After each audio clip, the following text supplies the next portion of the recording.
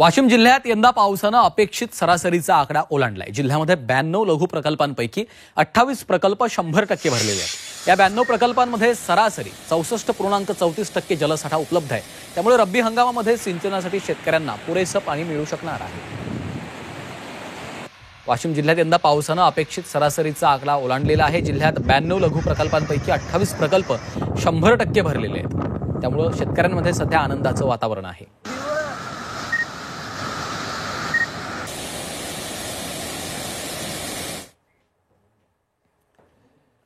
उडीद आणि मूग या पिकाचा मोठ्या प्रमाणामध्ये यावर्षी बीड जिल्ह्यामध्ये पेरा झालेला आहे। दरवर्षीपेक्षा चांगला पाऊस झाल्यामुळे मूग आणि उडीद हे पीक जोमानं आलं असून उडीद मुगाला शेंगा लागल्यात। दरवर्षीच्या तुलनेत यंदा चांगली लागण असल्याचं पाहायला मिळत असल्यामुळे उडीद मूग पिकापासून चांगलं उत्पन्न मिळेल, उत्पादन वाढेल अशी आशा शेतकऱ्यांना आहे। उडीद मूग या पिकाचा यंदा जास्त पेरा झालेला आहे, त्यामुळे चांगल्या पावसाचा उडीद आणि मूग पिकाला फायदा होणार आहे। आणि या सर्व परिस्थितीचा आढावा घेतला आहे आमचे प्रतिनिधी विष्णू बुर्गे यांनी। बीड जिल्ह्यामध्ये यावर्षी उडीद आणि मुगाची मोठी विक्रमी लागवड झालेली आहे। मोठ्या प्रमाणावर सुरुवातीला बीड जिल्ह्यामध्ये पाऊस झाला आणि शेतकऱ्यांनी उडीद आणि मूग या पिकाला पसंती दिल्याचं पाहायला मिळत आहे। आपण पाहू शकता सध्या चांगला पाऊस झाल्यामुळे या ठिकाणी मोठ्या प्रमाणात जे आहे ते मुगाच्या शेंगा जे लागल्याचं पाहायला मिळतंय। मूग यावर्षी मोठ्या प्रमाणात चांगला आल्याचं पाहायला मिळत आहे।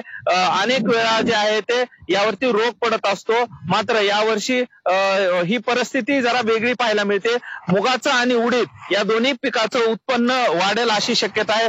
मोठे घोसची घोस आपण या ठिकाणी हे पाहताय की या शेती पिकामध्ये जे मुगाचं हे पीक आहे त्याला लागल्याचं पाहायला मिळत आहे। एकूणच बीड जिल्ह्यामध्ये शेतकऱ्यांनी मोठ्या प्रमाणात मुगाची लागवड यावर्षी केली होती, उडीदाची लागवड केली होती आणि त्यामुळे भरघोस उत्पन्न शेतकऱ्यांना हाती मिळेल अशी शक्यता आहे। पाऊस मोठ्या प्रमाणात झालेला आहे आणि त्यामुळे बीड जिल्ह्यातील शेतकऱ्यांनी यावर्षी जे उडीद आणि मुगाचं पीक घेतलेलं आहे ते समाधानकारक आल्याचं चित्र पाहायला मिळत आहे। त्यामुळे मोठं उत्पादन शेतकऱ्यांना होईल आणि मोठी विक्रमी आवक जी आहे ती किंवा उत्पादन बीड जिल्ह्यामध्ये होईल अशी शक्यता आहे। विष्णू बुर्गे, जी24 तास, बीड। जळगावमध्ये सततच्या पावसामुळे उडीद पिकावर लष्करी अळीचा प्रादुर्भाव झालाय। लष्करी अळी पिकाची पानं खाऊ लागलेल्या शेंगा नष्ट होत आहेत, त्यामुळे एकूण उत्पादनात घट होऊन शेतकऱ्यांचं मोठं नुकसान होणार आहे। उडीद पिकावर लष्करी अळीचा प्रादुर्भाव झाल्यामुळे आता आपण पाहतोय की शेतकऱ्यांचं यामध्ये मोठं नुकसान होणार आहे। शेताच्या बांधावरून याचा आढावा घेतला आहे आमचे प्रतिनिधी वाल्मिक जोशी यांनी। कशा पद्धतीचा हा प्रादुर्भाव आहे आणि काय कुठली लागवड केलेली आहे? मी आशा पाटील। आमच्या शेतामध्ये लष्करी अळीचं खूप प्रमाण वाढलेलं आहे। आम्ही सतत मजूर लावतोय तरी काही उपयोग होत नाहीये आणि सतत पावसामुळे आमच्या शेतामध्ये खूप नुकसान झालेलं आहे। आम्हाला काहीतरी पंचनामा करून काहीतरी भरपाई द्यावी, नुकसान भरपाई सरकारकडनं। 2-3 वेळेस फवारणी केली पण ते शेंगा बाहेरून यायच्या अगोदरच पाऊस सतत चालू असल्यामुळे आड्यांचं प्रमाण कमी होत नाहीये आणि उपयोगच होत नाहीये, म्हणून त्याला काहीतरी उडदाच्या पिकावर खूपच फवारणी केली आम्ही 2-3 वेळेस। सोयाबीन असो उडीद असो तेच प्रमाण चालू आहे, आड्यांचं प्रमाण काही कमी होत नाहीये। लष्करी आळीने खूप आम्हाला हे केलंय, त्रस्त केलंय, त्याच्यामुळे आमच्या शेताचा काहीतरी पंचनामा करावा तुम्ही, अशी आमची मागणी। शेतकऱ्यांनी पुन्हा सरकारकडे मागणी केली आहे की आम्हाला नुकसान भरपाई मिळावी। हीच मागणी सर्वसामान्य शेतकरी करतो आहे। वाल्मिक जोशी, झी मीडिया, जळगाव। लातूरच्या विभागीय कृषी सहसंचालक कार्यालयाच्या समोर आंदोलन करण्यात आलं आहे। स्वाभिमानी शेतकरी संघटनेच्या वतीने आंदोलन करण्यात आलं। तुषार सिंचन आणि ठिबक सिंचनचं अनुदान न मिळाल्यामुळे शेतकरी आक्रमक झालेत। यावेळी मुख्यमंत्री आणि कृषी मंत्र्यांना नागपंचमी सणाच्या निमित्तानं साडी चोळी बांगड्याचा आहेर आंदोलकांनी दिलेला आहे। वर्षीचा पीक विमा मिळावा आणि ठिबक सिंचनाचं जे रखडलेलं अनुदान आहे हे त्वरित मिळावं, या मागणीसाठी संपूर्ण महाराष्ट्रामध्ये रविकांत तुपकर साहेबांच्या नेतृत्वात आंदोलन होत आहे आणि ह्या झोपी असलेल्या सरकारला जाग यावी आणि म्हणून त्या अनुषंगानं जे उदार झालेलं सरकार आहे उद्योगपतीच्या संदर्भात ते मात्र शेतकऱ्याच्या संदर्भात उदासीन आहे आणि ह्या उदासीन असलेल्या सरकारला आज नागपंचमी आहे, इथल्या शेतकऱ्याच्या वतीनं काकण आणि चोळी साडी देऊन त्यांना भर आहेर केलेला आहे। आंबेगावातील भात लागवड अंतिम टप्प्यात आलेली आहे, मात्र मजूर मिळत नसल्यामुळे लागवडी रखडल्यात. त्यामुळे शिवसेनेनं मोफत लागवड करून देऊन या शेतकऱ्यांना मदतीचा हात दिलेला आहे.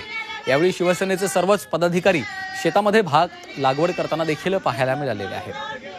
ठाकरे गटाकडनं शेतकऱ्यांना मदतीचा हात देण्यात आलेला आहे. आंबेगावात मजुरांअभावी भात लागवड रखडली होती, त्यामुळे ठाकरे गटाच्या पदाधिकाऱ्यांनी कार्यकर्त्यांनी शेतामध्ये भात लागवड केल्याची ही दृश्य आहेत.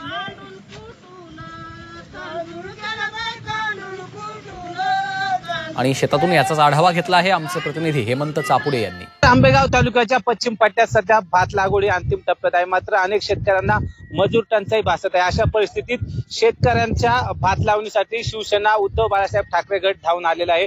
अनेक शेतकऱ्यांना खरं तर मजूर टंचाई भासत होती. शेतकऱ्यांकडे पैशाची कमतरता असताना उद्धव बाळासाहेब ठाकरे शिवसेनेकडनं खरं तर शेतकऱ्यांचा पूर्ण मजुरीचा खर्च देऊन या ठिकाणी शेतकऱ्यांसोबत तालुक्याचे तालुका अध्यक्ष असतील, जिल्ह्याचे अध्यक्ष असतील, हे खरं तर भात लागवडीसाठी स्वतः शेतात उतरले आहेत. आपल्यासोबत बोलण्यासाठी स्वतः ते आहेत. काय सांगाल तुम्ही भात लागवडीसाठी स्वतः शेतात उतरलेले आहात आता? आमचे सहकारी मित्र विजय केंगले यांनी फोन केला. काळू कोंडू तिटकरे यांच्या शेतीचं काही भाग लावायचा राहिलेला आहे, अवनी करायची राहिलेली आहे. त्यामुळे आम्ही सगळेजण शिवसैनिक या ठिकाणी आलो, काही लोकांना बोलवलं. नक्कीच गोरगरीब शेतकऱ्यांच्या मदतीला शिवसेना धावून आली असून शिवसेनेकडनं खरं तर गरीब शेतकऱ्यांनी सध्या भात लागवड करून देण्याचं काम या ठिकाणी सुरू असलेली स्थिती सध्या पाहायला मिळत आहे. हेमंत चापुडे, झी मीडिया, भीमाशंकर, पुणे. आणि आता घेऊयात बातम्यांचा वेगवान आढावा. कृषी विभागाने जाहीर केलेले ठिबक आणि तुषार सिंचन संचाचे अनुदान 2 वर्षांपासून मिळाले नसल्याचा आरोप शेतकऱ्यांनी केलाय. रखडलेलं अनुदान तत्काळ मिळावं या मागणीसाठी शेतकऱ्यांनी रस्त्यावर येत जिल्हाधिकारी कार्यालयाच्या समोर आंदोलन केलंय.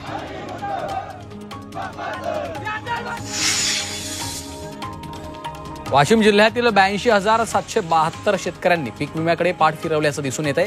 जिल्ह्यातील 2,81,671 पैकी 1,98,939 शेतकऱ्यांनी पीक विमा उतरवला होता. मात्र 82,732 शेतकऱ्यांनी पीक विमा योजनेकडे पाठ फिरवली आहे. 31 जुलै ही पीक विमा योजनेत सहभागी होण्यासाठी अंतिम तारीख होती. पुण्यात शेतकरी आणि निवृत्त सैनिकांच्या प्रश्नांकडे लक्ष वेधण्यासाठी ट्रॅक्टर मोर्चा काढण्यात आला. भारतीय जवान किसान पार्टी आणि शेतकरी संघटनेच्या वतीने मोर्चा काढलाय. यावेळी मागण्यांबाबत विभागीय आयुक्तांना निवेदन देण्यात आलेलं आहे. मोर्चात शेतकरी मोठ्या संख्येने ट्रॅक्टर घेऊन सहभागी झाले.